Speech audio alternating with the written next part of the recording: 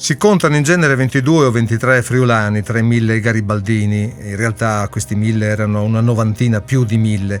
Garibaldini partiti da Quarto di Genova la notte del 5 maggio 1860 e sbarcati a Marsala 6 giorni dopo per compiere l'impresa che avrebbe dato una spinta decisiva all'unità d'Italia.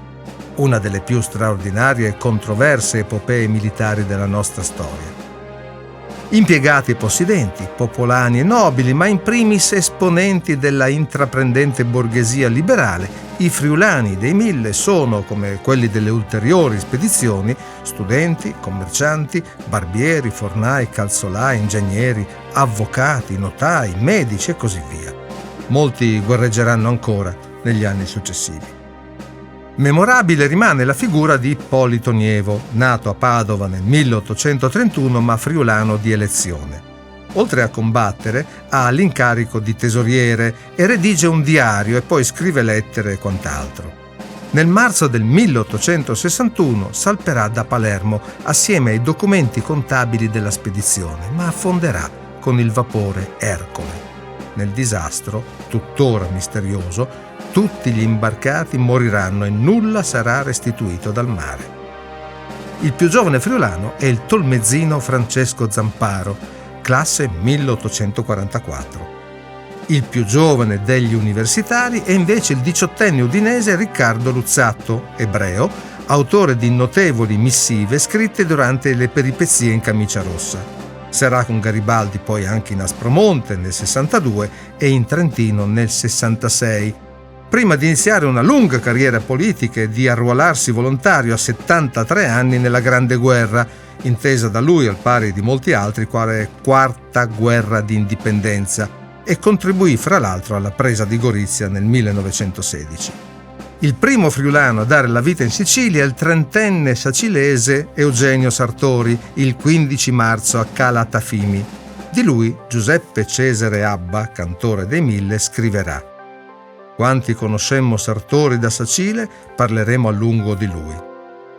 Abba nomina anche Bertossi, Lavagnolo e Luzzatto. Fra gli altri caduti ricordiamo almeno Giuseppe Comessatti di Tolmezzo, Marco Miani di Palmanova e Girolamo Sporeni di Tarcento, morti a inizio ottobre sul Volturno. Tra i più noti dei 22-23 dei 1000, c'è una controversia qui, citiamo poi Alfonso Luigi Morgante, nato a Tarcento nel 1835, ma soprattutto l'udinese Giobatta Cella, classe 1837, definito prode fra i prodi da Garibaldi, e ancora il gradiscano Marziano Ciotti, classe 1839, un altro dei prediletti del generale Garibaldi, il quale elogerà anche Cesare Michieli, chiamandolo valoroso fra i valorosi, nato nel 1838 a Campolongo al Torre.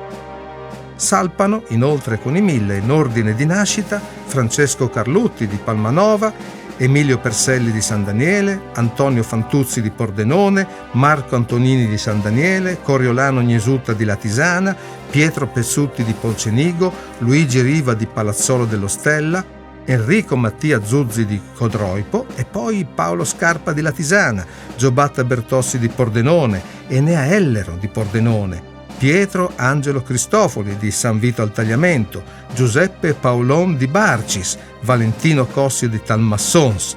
Ad essi possiamo aggiungere Francesco Bidischini, nato nel 1935 in Bulgaria da genitori di Palmanova e aggregatosi nello scalo in Toscana del 7 maggio.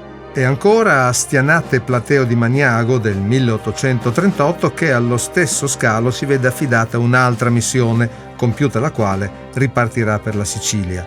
Michele Marega di Farra di Sonzo, poi lui è del 1840, viene omesso dall'elenco ufficiale. Più di un centinaio di friulani giungono poi con altri contingenti. Facciamo menzione per tutti di Silvio Andreuzzi di Navarons, Francesco Squini di San Daniele, Barnaba di Buia, Giuseppe Marzottini di Spilimbergo, Francesco Tolazzi di Moggio e gli udinesi Fabio Celotti, Pietro Lavagnolo e Francesco Rizzani. Fra i nomi sino a qui ricordati, Andreuzzi, Cella, Ciotti e Tolazzi parteciperanno anche agli eroici ma sfortunati moti di Navarons del 1841. 864.